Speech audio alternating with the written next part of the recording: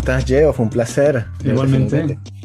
Sí, para mí también. Sí, bueno, bienvenido a este experimento tan extraño que hemos estado llevando a cabo hace unos años, Daniel y yo, el podcast ¿Qué más? Y bueno, bien interesante estar contigo,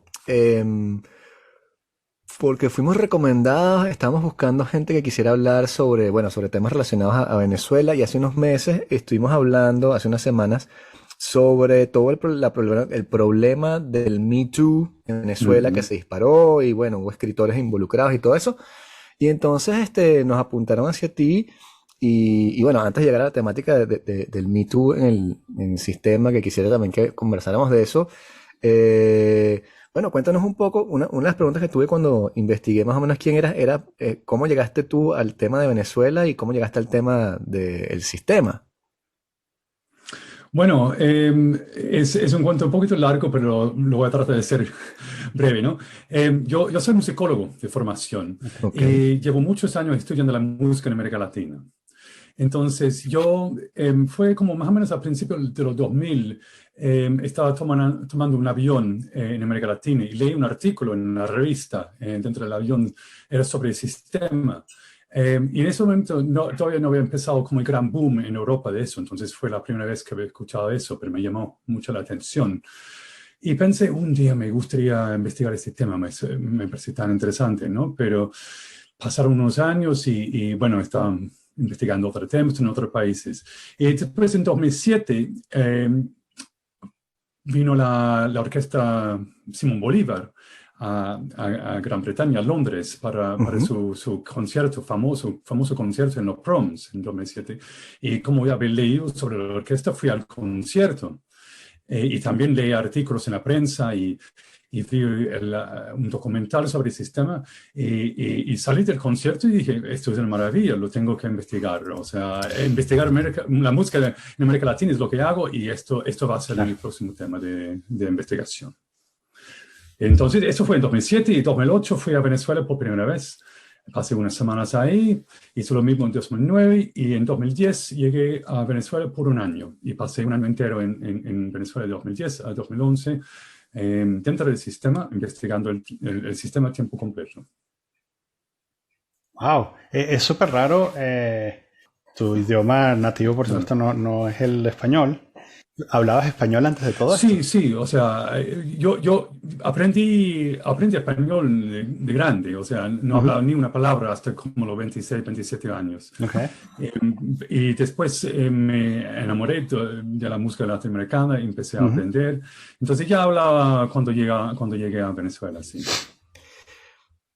Además, bueno, el impulso de medios que tiene o que tuvo el sistema, Mm, creo mm. que también, bueno, tú mismo, eso, caíste por ahí, ¿no? Sí. Por una promoción, en alguna revista, ¿no? Y me parece curioso también porque yo diría que en una lengua que no es la tuya, me parece mucho más fácil ser seducido porque quizás haya, sabes, algunas sutilezas que te pierdes porque no es tu cultura, no creciste en el lugar, no conoces el background de los distintos actores, ¿no? Eh, Claro. ¿cómo, cómo es ese proceso sabes, me imagino que primero estabas maravillado y luego progresivamente te fuiste desencantando, ¿no? Pues me interesa mucho saber cómo es eso, ¿no? ¿Cómo fue sucediendo ese proceso? Sí, y bueno, mi primer acercamiento fue a través de los medios internacionales, no Ujú, nacionales, ¿no? Entonces, ujú, y esos mismos periodistas internacionales, o sea, extranjeros, habían sido seducidos digamos, el mito, ¿no? O la ujú, promoción o la autopromoción. Entonces, eso fue como un primer filtro. Entonces, lo que yo leía, lo que yo veía era a través de ese filtro. ujú, Eh, y entonces eso fue, yo llegué a Venezuela con esa imagen, ¿no? Pero como empecé a estudiar, investigar dentro del sistema y empecé a conocer a músicos y observar, etcétera. Y bueno, hasta cierto punto yo creo que es normal en cualquier institución grande, uno se da cuenta que las instituciones son complejas, que tienen muchos aspectos, que no todo es color de rosa, ¿no? Entonces hay algo muy normal, creo que en ese proceso que podría pasar en cualquier otra institución, como mi universidad donde trabajo, como en la BBC, no sé, donde sea, ¿no? Pero yo creo que el sistema sí es una institución muy compleja, ¿no? Y entonces empezaron a contarme sobre algunas de las complejidades porque estaba haciendo entrevistas con músicos, pero también conversando de forma más Libre, ¿no? informal, ¿no? Conociendo a la gente. No era como una entrevista formal y ya, sino conociendo a la gente durante el tiempo. Entonces uno se hace amigos y empiezan a contar cosas, ¿no? Entonces, en parte, empecé a ver más de la institución simplemente porque el resto de los músicos que trabajaban ahí, ¿no? Pero por otro lado, había algo que lo que había leído en la prensa internacional sobre el sistema, sobre como una revolución de la educación musical, algo como extraordinario. Y lo que encontré fue algo muy ordinario, algo muy común y corriente, que se parecía mucho a mis propias experiencias cuando yo era niño en Gran Bretaña aprendiendo a tocar música, porque soy músico también, ¿no? Y yo aprendí a tocar música en los años 70, 80, y lo que estaba viendo en 2010 en Venezuela era muy parecido, ¿no? Entonces, casi lo primero que me pregunté fue, ¿dónde está esta revolución en la educación musical? Esto no parece ninguna revolución cultural, ¿no? En ese sentido, algo innovador, algo novedoso, al contrario, ¿no? Entonces, eso también fue parte del proceso. Y en tus escritos parece sobreentenderse una especie de omertá, un silencio en torno al sistema. Entonces supongo que en cierto punto tuviste que penetrar más allá de lo que te estaba diciendo las personas, que te lo pintaban todo color de rosa para indagar un poco más y llegar a algo un poco más profundo, ¿no? Sí, es cierto, pero ese omertá más que todo en público, ¿no? Y lo que encontré es que había una brecha entre lo que la gente decía en público o lo que decía en privado, ¿no? Entonces, en muchos casos era simplemente cuestión de conocer a la gente, ganar esa confianza, ¿no? O simplemente decir, mira, esto es algo extraoficial, informal, no estoy grabando, no voy a poner su nombre, entonces no va a haber ninguna repercusión, ¿no? Pero sí. Es otra cosa que me llamó mucho la atención, es que yo llegué a Venezuela, de un país donde se habla mucho del sistema en los medios, pero había mucha gente interesada en investigar, en saber más. Llegué a Venezuela y me di cuenta que los musicólogos, los investigadores no estaban interesados en el sistema. Pero qué raro, ¿por qué no todo el mundo no está estudiando este fenómeno, esta maravilla, ¿no? Empecé a preguntar a algunos colegas musicólogos venezolanos. Me decían básicamente que, bueno, el sistema es muy grande, tiene mucho dinero, es muy poderoso, pero no es muy interesante en sí, ¿no? Lo que hace en sí no es muy interesante como tal, no hay un método interesante, no hay un enfoque interesante, simplemente es muy grande, muy poderoso, y eso no les llamaba la atención como investigadores, ¿no? Y bueno, vamos a tratar de desmontar los mitos que tú trabajas en tu libro y tu texto en torno al sistema, sobre todo como para la gente ingenua que no se ha acercado al tema, que tiene solamente la información de la propaganda. Digamos que el sistema es una red de orquestas o un sistema musical que va a buscar niños que no tienen recursos y que están en situaciones desprivilegiadas y los van a sacar adelante a través de esta gran herramienta que es la cultura y la música, integrándonos a una gran red en la cual pueden salir adelante, y entonces eso ha revolucionado la cosa y entonces echamos en los barrios que de pronto hubiesen sido malandros o gángster, que ahora le dieron un violín y entonces el tipo en vez de disparar lo que está es tocando ahí Tchaikovsky con Dudamel. Algo así es más o menos la propaganda que se difunde, ¿no? Sí, sí. Y como en cualquier buen mito, hay un elemento de verdad, ¿no? Pero también hay mucho que no es tan cierto ahí. Y en primer lugar, el sistema no busca a nadie. El sistema tiene sus escuelas de música, sus núcleos, ¿no? Y las puertas están abiertas a todos, mientras que hay cupo, ¿no? Pero pero no buscan a nadie. Entonces, los que estudian ahí son los que llegan ahí. Y eso obviamente privilegia a cierto tipo de personas, los que tienen un poco más, digamos, en general, los que tienen un poco más apoyo de la familia, que tienen un poco más, la familia quizás está un poco más interesada en la educación de sus hijos, o en la música, o en la cultura, o que los niños no estén en la calle, sino están ocupados en algo constructivo, ¿no? Entonces, lo que yo encontré es que había gente de todo tipo ahí, gente con recursos, sin recursos, con bastante dinero, gente sin mucho dinero, pero la mayoría, me parecía, eran como más o menos en el medio, ¿no? Ni rico ni pobre, como niños y jóvenes comunes y corrientes, ¿no? Y empecé a hablar con la gente, a hacer entrevistas, y mucha gente me decía lo mismo, que no, que eso de rescatar a los pobres, esa es propaganda, eso es para conseguir recursos del gobierno, eso es para llamar la atención de los medios, pero no es así, simplemente abrimos la puerta, la gente que llega y ya, ¿no? Entonces, eso es lo que escribí en mi libro.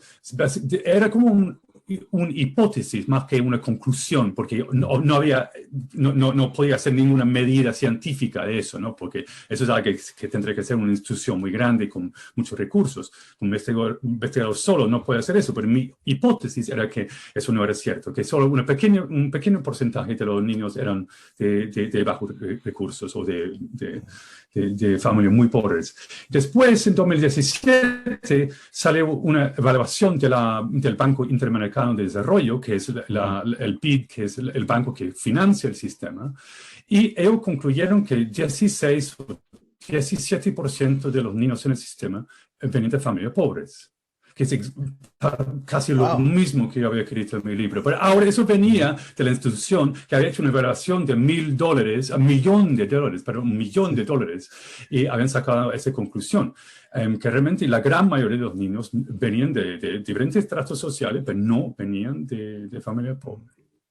Me entero. Yo caí en la propaganda. Yo juraba que era de bajos recursos. Todos caímos. Pero tú dices incluso en uno de tus artículos que el Banco de Desarrollo tuvo que abrir el margen de error a 10%, lo cual es sumamente inusual para poder incluir esa estadística, y todos los que hayan hecho estadística básica saben que el margen de error es de 4 a 5%, y sin embargo lo extendieron para poder justificar las personas que estaban financiando.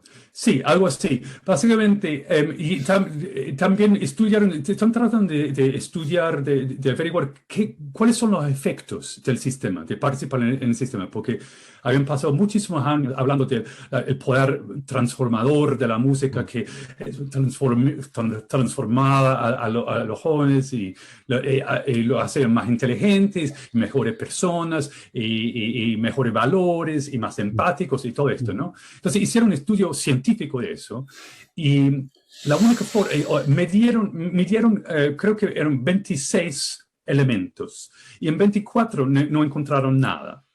Y entonces sacaron conclusiones positivas, ampliando el rango estadístico, como dices, ¿no? Pero de una manera muy poco usual, y usando las normas, digamos, los estándares normales del estudio estadístico, no encontraron nada. Pero obviamente después de 20 años financiando el sistema, no pueden decir no encontramos nada y hemos perdido los últimos 20 años y no sé cuántos cientos de millones de dólares. Dijeron que habían encontrado un par de conclusiones positivas, pero aún así 24 de los 26 indicadores no encontraron nada. Exacto, que había casi ningún efecto o muy bajo de incidencia del sistema en la mejoría de las vidas de estos chamos. Exactamente, casi nada. Sí.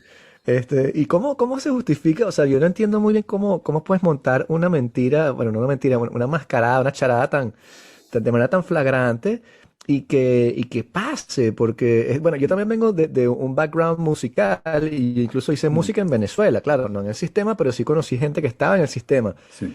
Y yo también escuché mucho ese cuento de que iban a buscar gente en los barrios y lo sacaban adelante, y sí conocí gente que tenía muy pocos recursos, que sí salió adelante de esa manera, pero que monten esa charada y que funcione durante, aunque sea 20 años, porque como dices tú, tú dices, estamos desarrollando a los niños a través de la música, y bueno, ¿dónde están los datos? No los hay, y cuando finalmente 20 años más tarde produces los datos, los falsificas para justificar que tú eres la persona que le estás dando plata a este sistema para desarrollar el país y que no están desarrollando nada, es una de las estafas mejor montadas del chavismo, podría decirse. Bueno, yo creo que, como dije anteriormente, hay un elemento de verdad en este mito, ¿no? Porque ese 17% de los niños que sí vienen de familias pobres quiere decir que sí, puede conocer, todos conocemos a individuos que forman parte de ese grupo, ¿no? Entonces, no es que no exista, es que no, eso es una pequeña minoría, ¿no? Y en cuanto al cómo se montó y cómo se mantenido este mito durante tantas décadas, es un tema muy interesante. Y yo creo que hay muchos aspectos, pero lo más importante para mí es que a todo el mundo le gusta este mito y a mucha gente es como le favorece o les aporta algo este mito, ¿no? Y en cambio, ¿quién va a estar en contra de un cuento de este tipo, ¿no? Este cuento sobre el poder de la música para transformar las vidas. O sea, ¿qué tipo de persona se opondría a este mito? Entonces, y en parte eso, ¿no? Porque es un mito que es muy atractivo para los músicos, porque es que, wow, no eres solo músico, sino estás transformando el mundo, estás cambiando la vida de mucha gente, ¿no? Le encanta a la industria de la música clásica, porque no es solamente música clásica, es una fuerza social, ¿no? Para mejor, ¿no? Y les encanta a los gobiernos porque puede ser caro, pero es mucho menos caro que otras intervenciones menos visibles, menos hostiles. Glamorosas, sí. Sí, exactamente, ¿no? Entonces, no solamente en Venezuela, sino en muchas partes, a los políticos les gusta invertir en este mito porque es algo muy visible, muy audible y llama mucho la atención de la gente, de los votantes, ¿no? Entonces, le conviene a todo el mundo este mito, creer en este mito o fingir que creen en este mito. Cuando estaba leyendo eso, algunos de los artículos que nos pasaste, me di cuenta por primera vez que también esta idea de la acción social por la música tiene aparentemente un aspecto negativo, ¿no? O sea, que hay incluso críticos el acercamiento o la forma o el mismo concepto de la ascensión social a través de la música, ¿no? Sí, yo creo que una cosa clave para mí es que yo sí creo es algo comprobado, que sí, la música tiene un poder, pero no es necesariamente un poder para bien, ¿no? Entonces yo lo veo como un poder muy ambiguo. No es un poder ni bueno ni malo, sino puede ser cualquier de los dos o entre estos extremos, ¿no? Entonces, yo creo que esa acción social puede ser una acción positiva, ¿no? Pero también puede ser una acción negativa. O sea, la música se utiliza en muchos contextos, digamos, políticos o... pero también, no sé, como una forma de tortura y cosas así. Entonces, no es un poder necesariamente positivo, ¿no? Y hasta algo como el ascenso social no es necesariamente algo, o sea, puede ser positivo para la persona, pero no es algo necesariamente positivo para la comunidad, para la sociedad en general. Porque, ¿qué pasa si entras en una comunidad y formas un grupo de músicos y su único sueño es salir de ahí, irse para Caracas y, en mejor de los casos, irse para otro país? ¿Qué pasa? ¿Qué pasa? Es que muchos de los niños más talentosos salen de la comunidad, se van, hacen su carrera en otra parte y ¿qué es lo que queda ahí? ¿No? ¿Qué es lo que queda ahí? Y eso no es criticar a nadie que ha hecho eso. No. Porque a nivel individual, ese camino tiene mucho sentido, ¿no? Claro. Todo el mundo quiere una vida mejor, etcétera, etcétera, ¿no? Pero si lo es desde una perspectiva social o comunal, es un poco como que, pero entonces, ¿qué pasa con la comunidad? ¿Qué pasa con la sociedad? ¿Qué pasa con el colectivo? Y entonces hay un pensamiento muy individualista en la música clásica, a pesar de esa imagen de la orquesta como la comunidad, que lo colectivo, pero en realidad la carrera musical en la música clásica es una carrera individual, Sí. ¿no? Y competitiva, ¿no? Competitiva Y a nivel competitivo, individual. ¿no? Entonces tú subes y tu compañero de atril se queda ahí, ¿no? Claro. Claro. Entonces, detrás se habla mucho del trabajo en equipo, del trabajo colectivo, pero realmente el tema es mucho más complejo que eso, ¿no? Porque sí, está tocando al lado de otros músicos, pero eso no es lo mismo que trabajo en equipo, porque trabajo en equipo es cuando están tratando de resolver un problema juntos para salir adelante todos juntos, ¿no? Y la música clásica de la orquesta no funciona así. En primer lugar, no hay ningún problema para resolver, porque simplemente es un director ahí que dice qué hacer. Entonces no están trabajando juntos, ¿no? Sí. Y dos, ese aspecto competitivo la audición es individual y el músico que sube de rango, que se lo llevan a Caracas o que gana una plaza en una orquesta en el exterior, esa es una cosa individual. Claro, sí, sí, además que bueno, y terminan por supuesto convirtiéndose en superestrellas, pero a la vez de alguna manera propagandistas del sistema, ¿no? O sea, son también como, bueno, el caso más famoso de Dudamel, que es a la vez esta figura que es un propagandista del sistema y del Estado, pero a la vez, bueno, es un privilegiado sin dudas, ¿no? O sea, que está...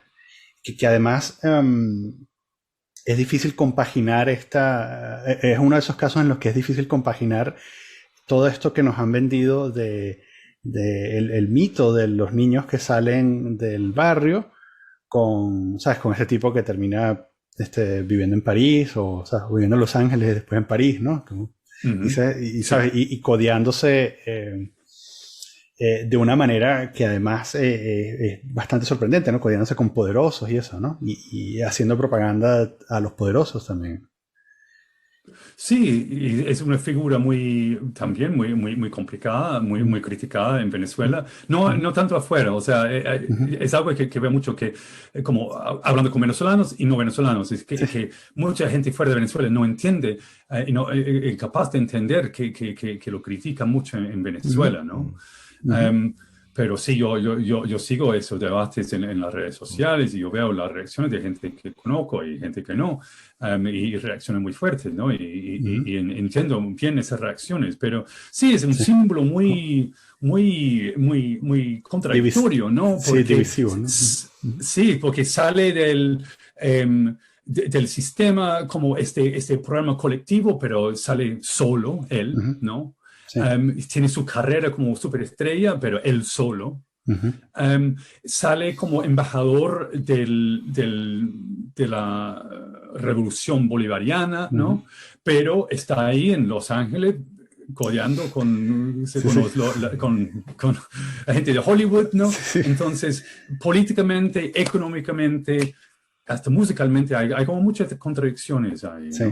Sí, y claro, y nosotros, los migrantes, tenemos también, por supuesto, como una relación bastante difícil, incluso con el sistema, ¿no? O sea, yo puedo hablar nada más a nivel personal, pero es algo que he hablado con otras personas.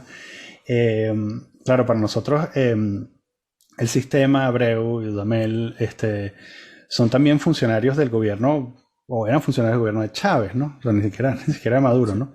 Y entonces, claro, yo siento un rechazo particular, no porque hayan hecho una cosa puntual, en el caso de Dudamel sí, pero no porque hayan hecho una cosa puntual, sino porque sencillamente era parte del aparato de propaganda, ¿no? Sí. Y es además un rechazo irracional. Si tú me preguntas, ¿sabes por qué Bueno, probablemente elija quedarme callado porque no voy a sonar coherente, ¿no? Es una cosa visceral, ¿no?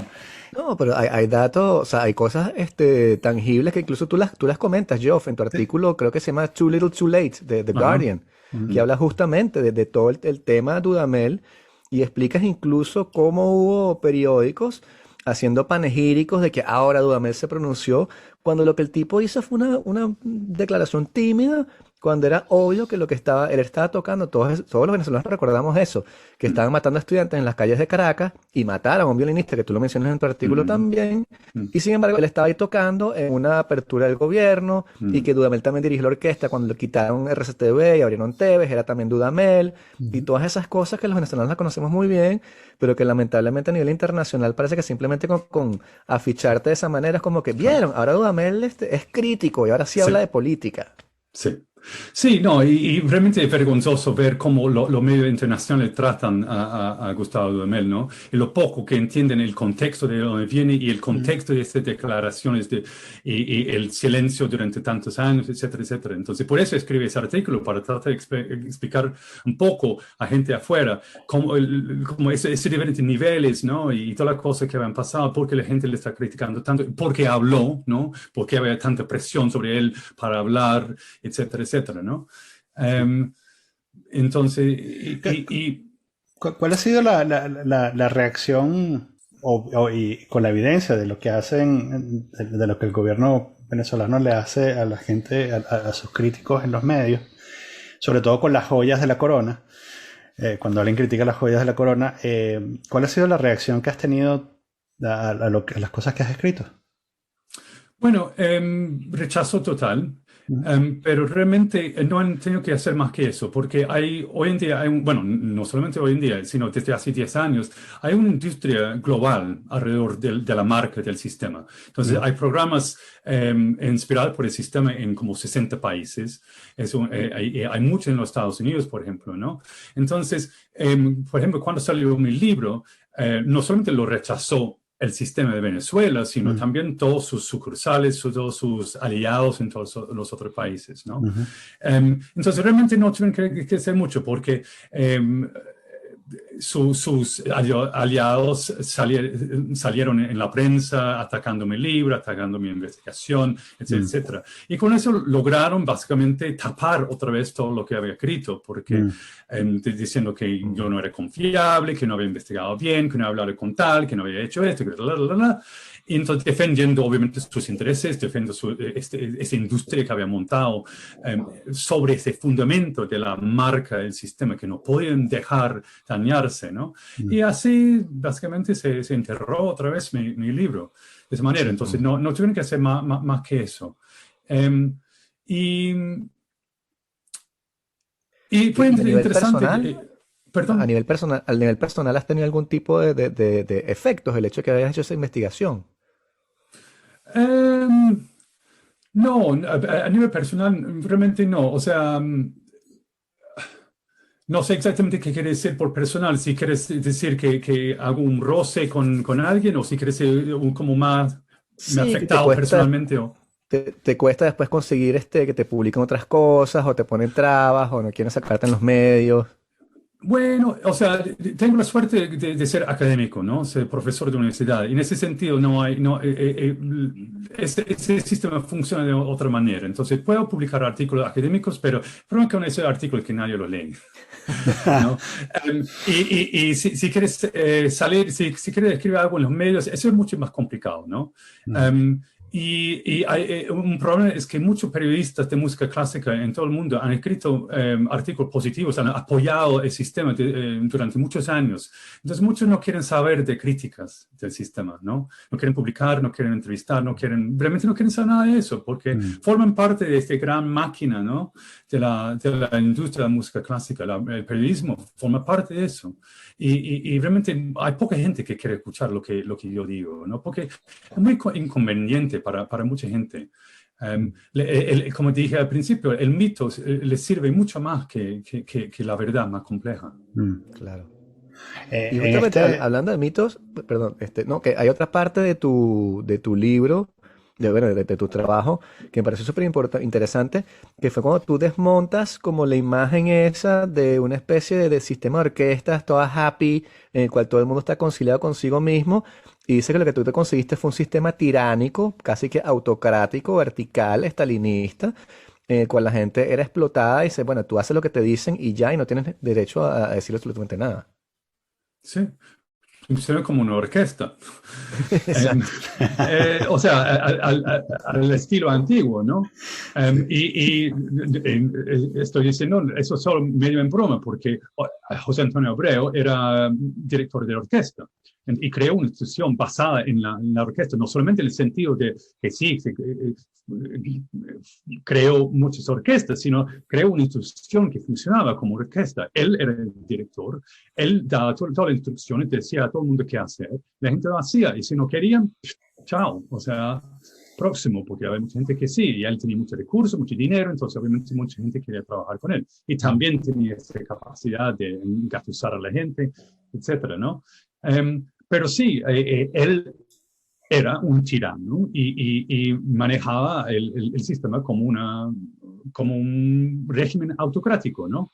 Um, un escritor venezolano, Eduardo Casanova Sucre, le llamó el dictador suelo de la música clásica, o de la música en Venezuela, algo así, pero me acuerdo esa palabra, dictador suelo, ¿no?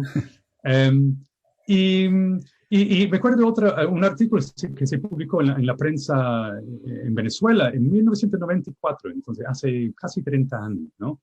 Con un periodista que se llama Rafael Rivero. Y el artículo era sobre José Antonio Abreu y se llama El ogro filantrópico. Entonces, bueno, es homenaje al libro de Octavio Paz, pero también como captura esos dos aspectos de la personalidad de Abreu. Su obra supuestamente filantrópica, por un lado, y por otro lado, esa personalidad de ogro, ¿no? Sí. Y hablé con muchos músicos como mayores que habían pasado muchos años o décadas que habían conocido a Abreu durante mucho tiempo, ¿no? Y me contaron muchas historias sobre el comportamiento de Abreu, y realmente sí.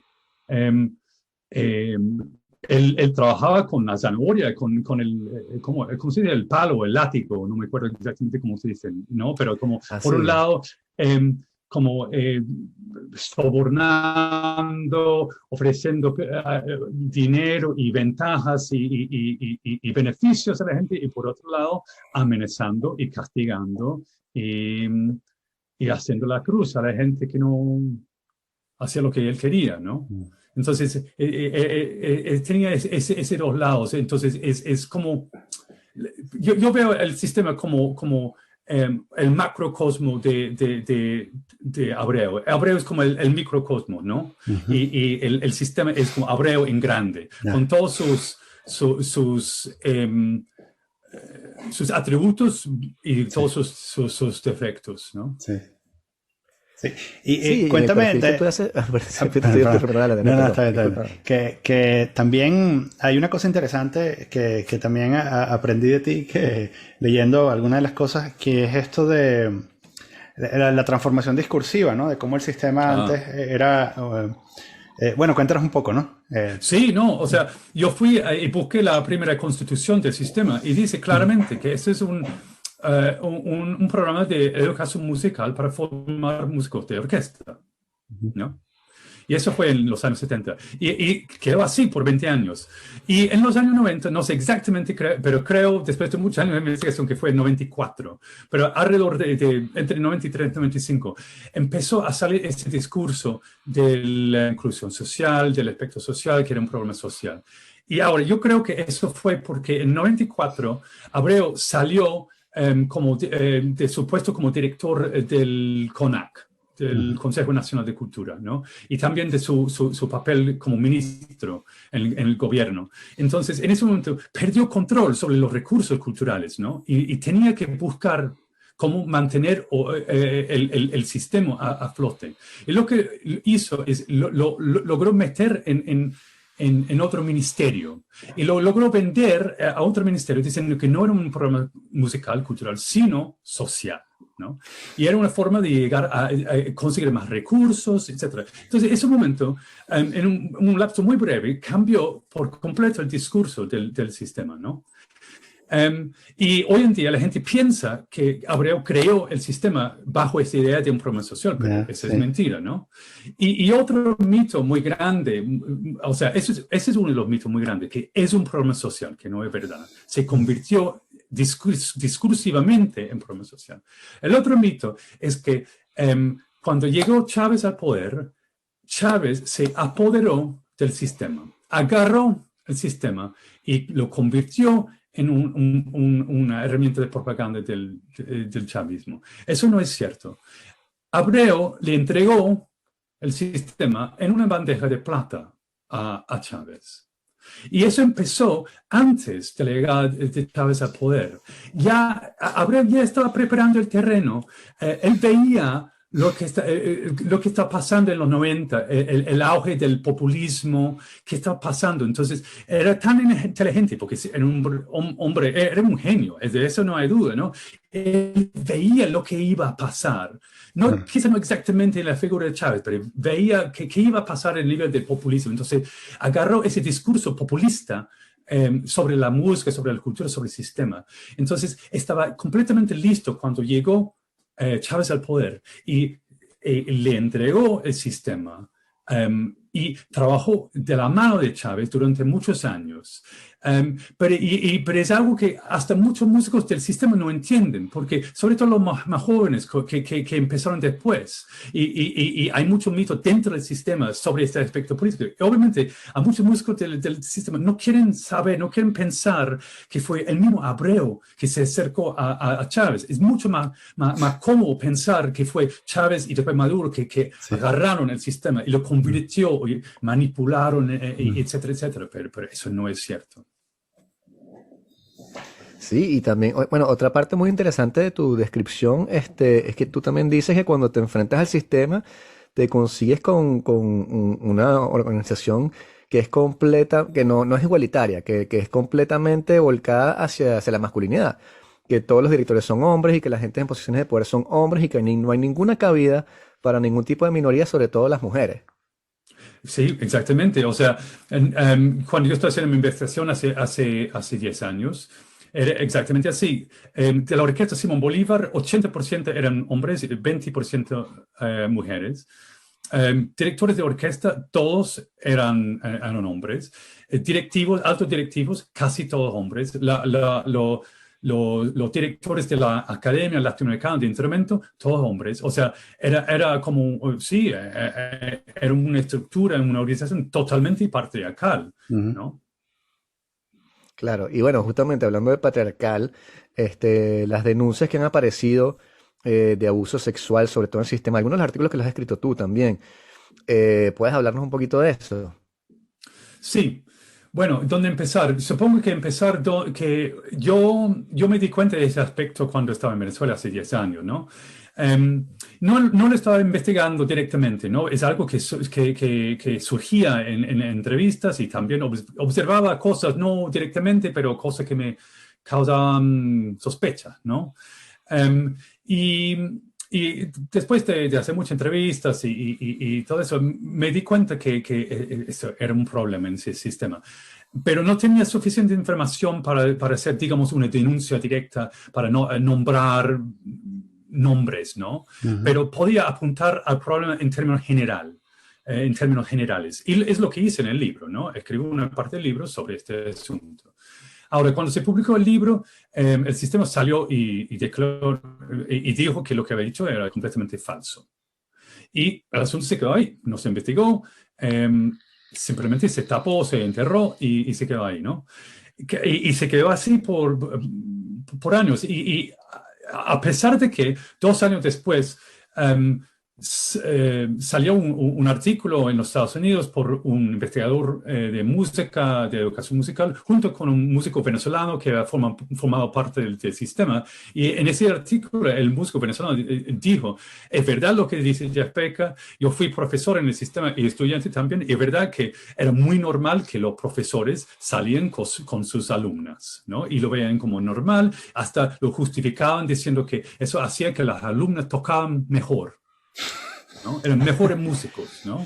Sí, hay una parte de tu libro que tú dices eso, ¿no? Que describes como que hay un baboso que le dice como que para expresar la música tienes que sentir el amor o algo. Sí, sí, exactamente. Entonces, justificando el acoso y el abuso a través del lenguaje artístico, ¿no? Que es una cosa que, bueno. Y entonces, esto no es algo, digamos, es algo que, bueno, para terminar ese cuento, entonces, con la aparición de Me Too en Venezuela y Yo Te Creo Venezuela, en abril de este año, salieron a la luz muchas denuncias directas, ¿no? De músicos y exmúsicos del sistema. Pero lo interesante de eso fue que no es un tema nuevo, ¿no? No es una revelación. Es simplemente confirmando algo que ha sido público desde hace 7 años, pero la gente simplemente no ha querido ver, ¿no? Nunca, en esos 7 años nunca se había investigado, nunca se había tomado en serio, y simplemente se ha quedado ahí, como en el aire, ¿no? Que confirmado en este segundo artículo por un músico venezolano diciendo que esto sí es verdad, es normal en el sistema. Pero, ¿qué pasó? Absolutamente nada, ¿no? Y finalmente, 7 años después de mi libro, salen todos esos testimonios, ¿no? Entonces yo escribí un artículo junto con un compañero y este artículo salió en el Washington Post. Y pasaron un par de semanas más de silencio y empezaron a salir más artículos en otros países como en base de nuestro artículo y un par de programas internacionales como en Inglaterra, en Canadá, con ese nombre del sistema. Hicieron declaraciones sobre esto y finalmente el sistema de Venezuela hizo una declaración pública diciendo que iba a tomar o canalizar las denuncias que le llegaban, ¿no? Pero hay que preguntarse por qué les tomó 7 años para tomar estos pasos. Sí, Claro, y claro. estamos hablando de un patrón de abuso sistemático, ¿no? No estamos hablando de ciertas manzanas podridas. Estamos hablando de un patrón que se va repitiendo y que está instaurado de esa manera y que a pesar de que tú quites a las personas va a seguir apareciendo, ¿no? Sí, porque tiene raíces tanto en la institución del sistema como en la forma de educación musical que manejan, ¿no? Que hacen. Entonces, a nivel institucional, lo ha dicho mucha gente en sus testimonios que cuando trataban cuando estos asuntos salían a la luz, los directores, la gente de arriba, simplemente lo ignoraban, ¿no? No lo tomaban en serio. Si alguien pagaba la consecuencia era la alumna, no el profesor. En el peor de los casos, al profesor se le movía a otro núcleo, ¿no? Pero que realmente nunca se sancionaba a los abusadores, ¿no? Entonces, eso a nivel de institución, pero también es un problema que se ha visto en instituciones de educación musical en otros países, ¿no? En Gran Bretaña ha habido muchos escándalos de este tipo también, en otros países. Entonces, no es un fenómeno solamente del sistema, es algo que forma parte, lamentablemente, de la formación de alto nivel en la música clásica. Eso te iba a preguntar, ¿es característico de la música clásica? O sea, es algo que... Pero sucede, digamos, con el mismo nivel de encubrimiento. ¿Piensas tú que hay algún factor social que lo hace distinto? O sea, por ejemplo, en el Reino Unido, ¿qué pasa cuando se descubre algo así? Bueno, aquí también fue un secreto a voces por mucho tiempo. Entonces, Ajá. creo que no puedo elevar este país ni su institución musical como ejemplo en ese sentido. Sí. O sea, ahora se está tomando más en serio, pero aquí también le tomo mucho tiempo. Y entonces yo creo que tenemos que ver es un asunto que la industria, el mundo, el sector de la música clásica no quiere saber, no quiere ver, no quiere Mm. entender, ¿no? Ujú. Y eso es algo que va mucho más allá del sistema. Pero lo que pasa, yo creo que en el caso del sistema son esos dos factores juntos, ¿no? Una institución que no toma, que no toma este tipo de asunto en serio y una cultura educacional que tampoco, o que genera este tipo de situación. Y si tú pones estos dos factores juntos, tiene un problema bastante grande, ¿no? Y creo que lo que sí es como más distintivo del sistema es que como yo lo veo, es que el problema del sistema no es solamente un problema de abuso y acoso sexual, sino yo lo veo como muy vinculado al abuso de poder, ¿no? Yo creo que este asunto, el abuso y el acoso sexual es una faceta del abuso de poder en general. Mm. Y yo veo al sistema como un sistema abusivo en muchos sentidos, ¿no? Y esto es solamente un elemento de Okay. ese abuso, ¿no? Y es obviamente lo más llamativo en muchos sentidos, ¿no? Pero también hay otro tipo de abuso que tiene que ver con el poder, ¿no? Y es algo que es mucho más presente o mucho más fuerte en una institución tan vertical, ¿no? Donde se Mm. concentra tanto el poder arriba um, y hay muy poco, la gente abajo tiene poco poder, poca voz, ¿no? Entonces tienes esa pirámide, y la gente arriba Sí. tiene muchísimo poder, los de abajo, nada.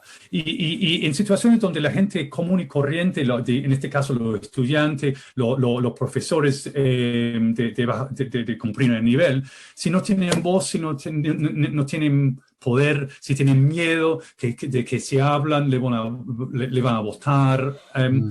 Entonces, todo surge de ahí, creo yo, ¿no? Una relación abusiva de poder entre los de arriba y los de abajo. ¿Crees que tiene que ver algo con la estructura misma o la orquesta, ¿sabes? La estructura misma de la orquesta con el director o el hecho de que es un ambiente muy competitivo? ¿Cuál crees tú que son los factores Sí. que hacen? Sí, esos dos elementos. O sea, obviamente hoy en día ya no hay tantos directores de ese tipo, pero eso es el estereotipo del director de la orquesta por alguna razón, ¿no? Porque históricamente el director ha funcionado de esa manera, ¿no? Mm. Pero también, entonces, esa desigualdad de poder es algo muy llamativo, es muy característico de la orquesta, mucho más que muchos otros géneros musicales, donde sí, quizás tienes el líder de un grupo, de un conjunto, de una banda, pero pocas veces tiene tanto poder sobre los otros músicos que el director de orquesta, ¿no? Entonces, sí, es una estructura muy desigual.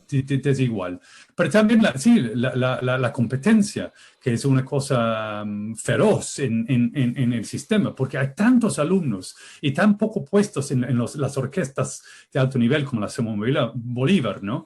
Y esa competencia no es una competencia, digamos, una meritocracia donde el mejor sube y llega ahí, no, porque ¿quiénes son los que deciden quién sube y quién se queda ahí? Son los mismos profesores y directores. Entonces, esos directores y profesores tienen mucho poder sobre los alumnos. Ujú. Y eso es algo,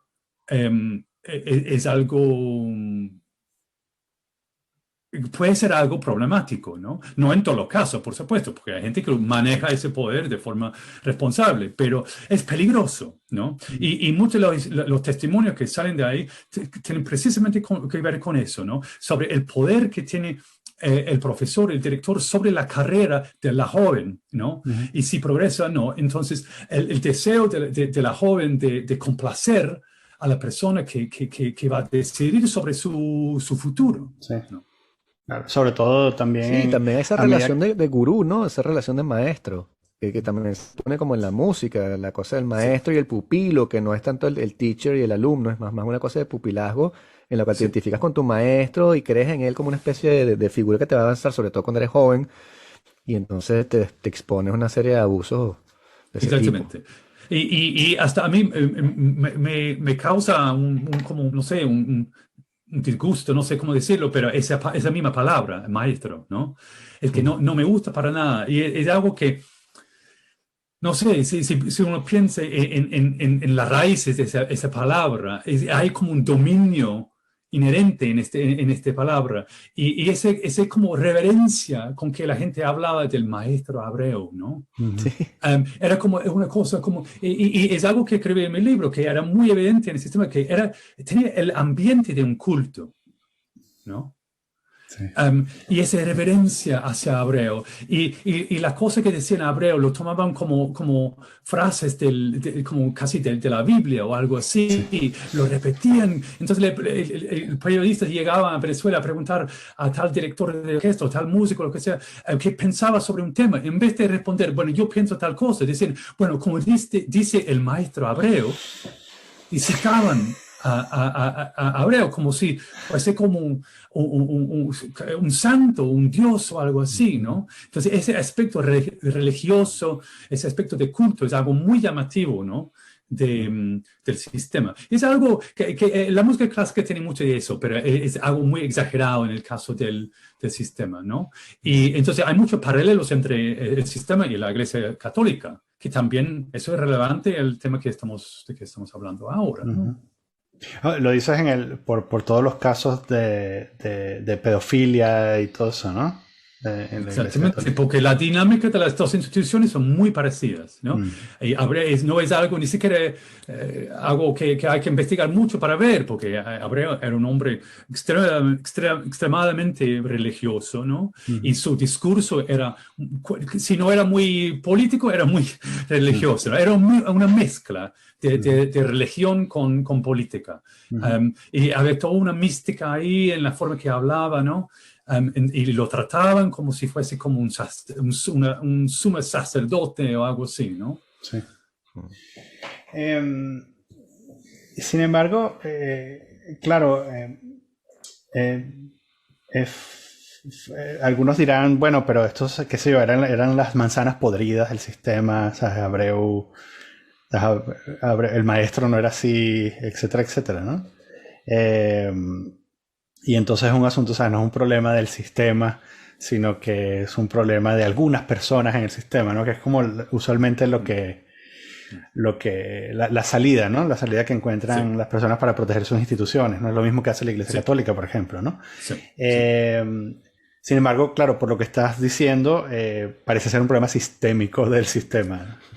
Sistémico y en parte porque venía de Abreu, ¿no? Mm, Es lo que mucha gente no quiere ver, no quiere ok. entender. Y otra vez sobre toda la gente más joven que era muy pequeño o ni siquiera Claro. había nacido cuando Sí. Abreu estaba en su momento de máximo poder, Mm, a principios de los años 90, cuando era ministro en el segundo gobierno de Carlos Andrés Pérez, ¿no? mhm. Mm. Um, y, perdón, perdí el hilo No, de lo que estaba sí, bueno, diciendo. al final eso, que quizás no sea un problema de manzanas Ah, sí, podridas, no, sino que... sí, de Abreu, pero sí, era una figura, un personaje muy Mm, complejo mm, y como ya dije, ¿no? Muchas de las complejidades del sistema vienen directamente de Abreu mm, y era como Abreu en grande, ¿no? Entonces sí. la idea es que Abreu no está al tanto de lo que está pasando en el Mm, sistema, que la gente, era la culpa de la gente alrededor, los problemas, etcétera, que escuché, mm, hay mucha gente que cree eso, pero sí. la gente que dice, hay gente que no entiende cómo era Abreu, el poder que él tenía y Ya.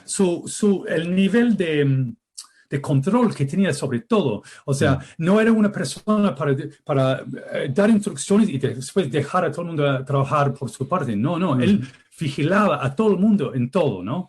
Y eso es lo interesante cuando yo descubrí estos artículos antiguos de la prensa venezolana de los años 90, donde hablan de cómo era José Antonio Abreu en su máximo momento, ¿no? El mejor momento de su carrera. Y era una persona obsesionada con cada detalle de cada cosa que hacía, ¿no? Y en un artículo sale no me acuerdo quién era, quizás era su jefe de comunicaciones, diciendo que Abreu le llamaba a las 3 de la mañana diciendo que había visto una palabra en un artículo, en un periódico en la provincia, que decía tal cosa y que él no estaba conforme con eso, que había que llamar al periodista y corregir eso, y si el periodista no lo corregía, le iba a votar, etcétera, etcétera, ¿no? Entonces, o sea, tenía una obsesión con la, y no dormía porque estaba tratando estar al tanto de todo. Entonces, la idea es que él no sabía qué estaba pasando en el sistema. Y eso no cuadra, claro. ¿no? Claro. Y además de este artículo que mencionas que salió en el Washington Post, ¿qué otras manifestaciones de víctimas hay por ahí que podamos, sabes, compartir para que las voces de las víctimas tengan más oídos o más ojos? Bueno, o sea, me está preguntando sí, ¿en qué otro sitio? En este artículo. No, o sea, en este artículo hay unos testimonios y ya, o sea, podemos compartir este artículo de Washington Post, pero ¿en qué otros lugares la gente puede conseguir más testimonios de víctimas del sistema? Bueno, que yo sepa en este momento en ningún lado, porque eso no quiere decir que no haya víctimas, ¿no? Porque sabemos que sí hay. Pero, o sea, es un tema que siempre la víctima siempre tiene miedo de hablar de este tema. Y más todavía en el caso del sistema, porque hablar públicamente sobre una institución tan poderosa que tiene tanto control sobre la carrera de los músicos. Sí. Yo he escuchado directamente de la boca de mucha gente, ¿no? La gente tiene miedo de hablar, tiene miedo de lo que le puede hacer el sistema a ellos o a su familia, ¿no? Entonces, hay mucho miedo. Y creo que lo otro es que hay desconfianza en cuanto a ¿Qué va a pasar o qué podría pasar si la gente habla? Si algo realmente va a cambiar, ¿no? Entonces yo creo que cada persona que está ahí, que está pensando, no sé si te va a hablar de eso o lo que sea, es como, bueno, ¿y para qué? ¿No? ¿Me van a escuchar? ¿Me van a tomar en serio? ¿Algo va a cambiar o la máquina va a seguir así como ha sido por 46 años, ¿no? Y creo que eso también influye mucho en la decisión de si hablar públicamente, como hacer escuchar su voz o no. Pero justamente te iba a preguntar, porque en Venezuela tenemos esta fastidiosa tendencia a que centramos las cosas en las personas. Y cuando la persona desaparece todo el trabajo que hizo, como Carlos Jiménez en el teatro, que hizo el Festival de Teatro en Venezuela, y una vez que se murió Carlos Jiménez, no hubo más Festival de Teatro. O sea, sí lo hacen, pero... Entonces, ¿qué crees tú que sucede en el futuro una vez desaparecido Abreu, que ya es el caso? ¿Pero el sistema va a fenecer o va a continuar funcionando de esa manera? ¿O hay alguna esperanza de reformar las cosas y transformarlas? ¿Tú crees? Bueno, ojalá. Yo lo veo muy difícil por el tamaño y la trayectoria del sistema, pero ojalá sea posible. O sea, el libro que publiqué sobre el sistema, eso salió hace 7 años. Y desde entonces he estado estudiando un programa parecido en Colombia, en Medellín, la Red de Escuelas de Música de Medellín, que fue inspirado por el sistema y se creó en 97. Y después de 7 años trabajando de la mano con el sistema, se rompió con el sistema. Y tomó otro rumbo bajo una directora nueva. Y he estado estudiando lo que he hecho durante los últimos 15 años para como salir de ese modelo, salirse de ese modelo del sistema y hacer reformas y tratar de hacer la cosa de otra manera. Y ha sido un camino difícil, pero lo han logrado, ¿no? Poco a poco lo han ido logrando. Entonces, en ese sentido, sí, yo creo que sí hay esperanzas, porque hay otro programa parecido en Colombia que lo ha hecho, ¿no?